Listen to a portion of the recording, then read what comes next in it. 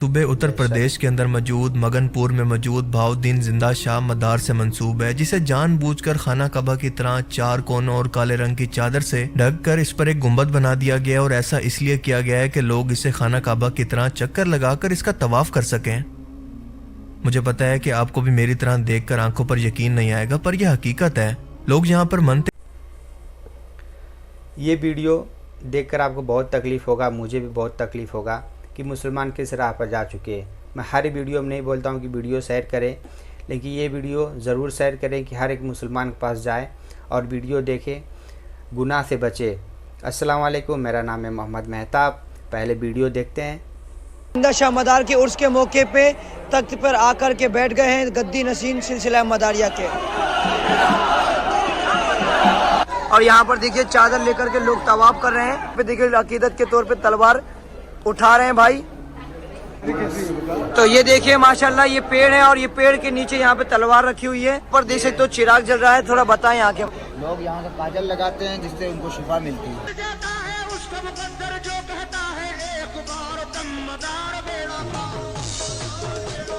तवाफ़े कबूल बिल इत्तिफाक हराम है, इसमें कोई दूसरी राय नहीं है। कब्रों को सजदा करना और कब्रों का तवाफ करना बिल इत्तिफाक हराम है। ये मज़ार भारत के सूबे उत्तर प्रदेश के अंदर मौजूद मगनपुर में मौजूद बहाउद्दीन जिंदा शाह मदार से मंसूब है, जिसे जानबूझकर खाना कबा की तरह चार कोनों और काले रंग की चादर से ढककर इस पर एक गुंबद बना दिया गया और ऐसा इसलिए किया गया है कि लोग इसे खाना कबा की तरह चक्कर लगाकर इसका तवाफ कर सकें। मुझे पता है कि आपको भी मेरी तरह देखकर आंखों पर यकीन नहीं आएगा, पर यह हकीकत है। लोग यहाँ पर मनते हासिल करने के लिए अल्लाह को छोड़कर इस इमारत के अंदर दफन एक इंसान की कब्र का तवाफ करते हैं। बिल्कुल इसी तरह से दरबार पर एक बड़ी तलवार को भी रखा गया है, जो कि काफ़ी वजनी है और इसके बारे में मशहूर है कि जो भी इसे उठाकर जो भी मन्नतें मांग ले, इस दरबार पर वो ज़रूर पूरी होती हैं। आपको क्या लगता है कि इन लोगों ने खुद कभी दिमाग लगाकर दीन को पढ़ा और इसको समझा होगा? हरगिज़ नहीं, बल्कि ये लोग तो ऐसे कब्र परस्तों से दीन सीखते हैं जो कि इन्हें खुल्लम खुल्ला नंगा शिर्क करने की तावीलें और दलीलें पेश करते हैं। कुछ इस तरह से वली जब तक जिंदा रहता है वो तब भी मदद करता है, जब कब्र में चला जाए अल्लाह की अता से तब भी करता है, लेकिन दुनिया में रह के वो मदद थोड़ी करता है, कब्र में जाके ज्यादा करता है।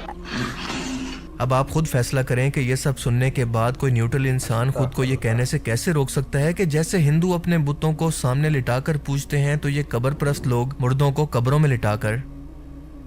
क़यामत के दिन एक गुनाहगार और मुशरिक इंसान अपना अमाल नामा मिलने के बाद जहाँ पर और बहुत सारी ख्वाहिशात करेगा, तो इसकी सबसे बड़ी हसरत आप जानते हैं क्या होगी?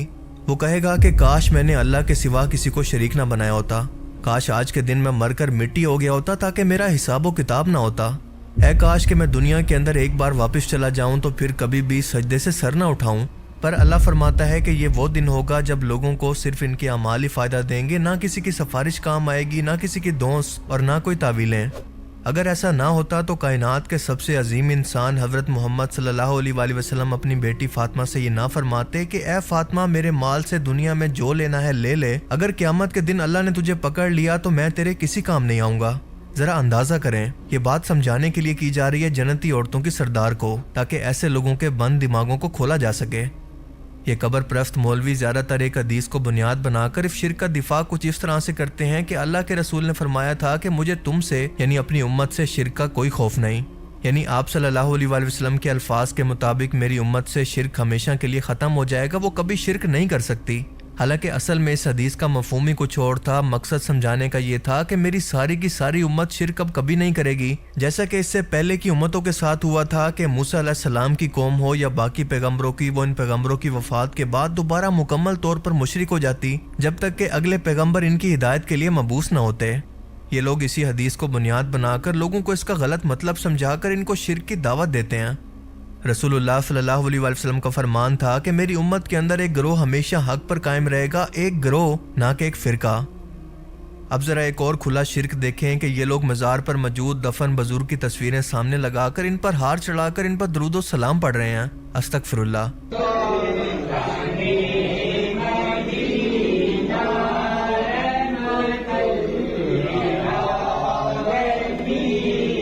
اللہ کے رسول صلی اللہ علیہ وسلم یہ بات جانتے تھے کہ یہ عمل شرک کی شروعات ہے، اور شروع سے ہی ایسا ہوتا ہے کہ کسی بھی پیغمبر یا نیک شخص کی وفات کے بعد اس کے ماننے والے اس بزرگ کی تصویریں لگا کر یا پھر اس کا دربار بنا کر اس کی پوجا شروع کر دیا کرتے۔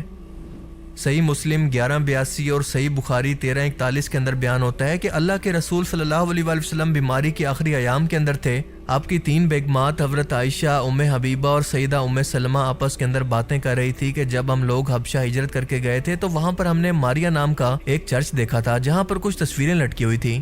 اللہ کے رسول یہ بات سن کر اس بیماری اور تکلیف کے عالم کے اندر اٹھ کر بیٹھ گئے اور فرمایا کہ یہی تو ان لوگوں کی خرابی تھی کہ جب ان لوگوں کے اندر کوئی نیک شخص فوت ہو جاتا تو اس کی تصویریں اور اس کی مورتیاں بنا کر وہاں پر سجدے شروع کر دیتے۔ قیامت کے دن یہ لوگ بدترین مخلوق بنا کر اٹھائے جائیں گے۔ آپ نے مزید فرمایا کہ اللہ کی لعنت ہو یہود و نصارہ پر جنہوں نے اپنے نبیوں کی قبروں کو سجدہ گاہ بنا لیا۔ اللہ اکبر! کیا آج وہی دور نہیں ہے جب ان قبر پرستوں اور ہندوؤں کے اندر فرق تک کرنا مشکل ہو گیا ہے؟ لیکن اگر آپ کو پھر بھی یقین نہ آئے تو ذرا یہ ویڈیو دیکھ لیں کہ بھارت کے اندر ایک بزرگ کی قبر پر شیخ عبد القادر جیلانی رحمۃ اللہ علیہ کی مورتی بنا کر اسے غسل دیا جا رہا ہے، بالکل ایسے ہی جیسے ہندو اپنے خداؤں کی مورتیوں کے ساتھ کرتے ہیں، انہیں پانی اور دودھ سے غسل دیتے ہیں، ان پر نذرانے، چڑھاوے اور چندے لٹاتے ہیں۔ ام المومنین حضرت عائشہ رضی اللہ تعالیٰ عنہ فرماتی ہیں کہ اگر ہمیں یہ خوف نہ ہوتا کہ اللہ کے رسول کی قبر پر سجدے شروع ہو جائیں گے تو میں اس قبر کو ہمیشہ کے لیے عام لوگوں کے لیے کھلا چھوڑ دیتی۔ اب یہاں پر میرا یہ سوال ہے کہ اگر رسول اللہ صلی اللہ علیہ وسلم کی امت سے شرک ہمیشہ کے لیے ختم ہو گیا تھا جیسا کہ یہ مولوی بیان کرتے ہیں، تو حضرت عائشہ کو امت سے کس شرک کا خوف تھا؟ آج بھی سنیوں کے اندر قادیانی جو کہ ختم نبوت کے انکاری ہیں اور شیعوں کے اندر نعوذ باللہ علی اللہ کہنے والے نصیری فرقہ کے لوگ موجود ہیں۔ اگر شرک ہمیشہ کے لیے ختم ہو گیا ہے تو یہ لوگ کون ہیں پھر؟ جو کچھ آج قبروں پر ہو رہا ہے وہ سب کچھ کیا ہے؟ اب ذرا اس ویڈیو کے اندر ان دونوں لوگوں کی باتیں سن کر ان کے اندر فرق تلاش کرنے کی کوشش کریں کہ ان کے اندر ہندو بت پرست کون ہے اور مسلمان کون۔ اور بڑی خوبصورت بات یہ مشہور ہے کہ اگر کوئی دل میں تمنا ہے اور اگر اس پتھر کو اٹھایا جائے تو تمنا اگر پوری ہونی ہے تو یہ پتھر آسانی سے اٹھ جاتا ہے۔ اشٹ دیوتا بھگوان شیو اور ماں کالی کے درشن کے بعد آپ مندر پریسر میں چمتکاری پتھر کو دیکھ سکتے ہیں۔ مانیتا ہے کہ اس پتھر کو اٹھانے والے کی منوکامنا پوری ہوتی ہے۔ مجھے بتا رہے تھے اسلامی بھائی کہ 10-12 سال کا بچہ اپنے والد صاحب کے ساتھ یہاں آیا، بچے سے یہ پتھر آسانی سے اٹھ گیا۔ اگر 11 بندے اس کے نیچے انگلی رکھیں اور کسی بھی اللہ کے ولی کا جو ہے نا وہ دل میں تصور کریں تو یہ اٹھ جاتا ہے۔ اگر یہ کرامت ہے تو دجال کی کرامتیں دیکھ کر ان لوگوں کی کیا حالت ہوگی آپ تصور کر سکتے ہیں۔ یقیناً یہ لوگ سب سے پہلے اس کو بزرگ کہہ کر سجدہ کریں گے۔ یہ راجستھان کے علاقے جودھ پور کا ایک مندر ہے جہاں پر پوجا کرنے والے اور کوئی نہیں بلکہ خود مسلمان ہیں۔ جی ہاں، مسلمان جو نسل در نسل یہاں پر ایسے ہی پوجا کرنے آتے رہتے ہیں۔ یقین نہ آئے تو آپ خود سن لیں۔ جودھ پور کا ایک ایسا مندر جس میں ماں درگا کی پوجا مسلم کرتے ہیں۔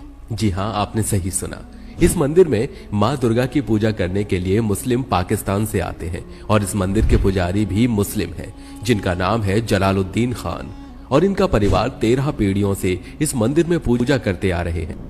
یہ اہل تشیع حضرات امام حسین علیہ السلام کے روزے پر حاضری دینے کے لیے کسی کیڑے کی طرح پیٹ کے بل گھسیٹ گھسیٹ کر یہاں پر پیش ہو رہے ہیں، بالکل ہندوؤں کی طرح۔ ان لوگوں کو یہ حکم کس نے دیا؟ اللہ نے، رسول اللہ نے، یا پھر صحابہ نے اپنی زندگی کے اندر ایسی کوئی بدعت کی ہے؟ اگر نہیں تو یہ لوگ آخر سوچتے سمجھتے کیوں نہیں ہیں؟ کیوں اپنی آخرت برباد کرنے پر تلے ہیں؟ یاد رکھیں کہ آج اگر اسی حالت کے اندر بنا توبہ کیے ان لوگوں میں سے کسی کو موت آ جاتی ہے تو پھر واپسی کا کوئی راستہ نہیں۔ ہمیشہ کی جہنم ایسے لوگوں کا مقدر ہے، وہ جہنم جس کا ٹائم کبھی ختم نہیں ہوگا، وہاں سے کبھی بھی واپسی نہیں ہوگی۔ موت سے پہلے تک ابھی بھی وقت ہے کہ ہم لوگ سمجھ جائیں، اس سے پہلے کہ بہت دیر ہو جائے۔ اللہ تعالیٰ ہمیں سمجھنے کی اور نیک عمل کرنے کی توفیق عطا فرمائے، آمین۔ اگر آپ کو اس ویڈیو سے کچھ نیا جاننے کو ملا تو اسے ضرور لائک کیجئے، اور اب میں ملوں گا آپ سے ایک ایسی ہی نئی انٹرسٹنگ ویڈیو میں۔ تب تک کے لیے اپنا بہت سا خیال رکھیے گا۔ Thanks for watching this video. دیکھ کر تو سمجھ میں آ گیا ہوگا کہ میں کس ویڈیو بات کرتا تھا کہ مسلمان کس راہ پر جا چکے ہیں۔ ویڈیو لازم ہے شیئر کریں کہ ہر ایک مسلمان دیکھے اور گناہ کرنے سے بچے۔ ایسا ہی ویڈیو دیکھنا ہے تو میرے چینل کو سبسکرائب کریں۔ اگر یہ فیس بک پہ دیکھ رہے ہیں، فیس بک پروفائل کو فالو ضرور کریں۔ ملتے ہیں نیکسٹ ویڈیو میں۔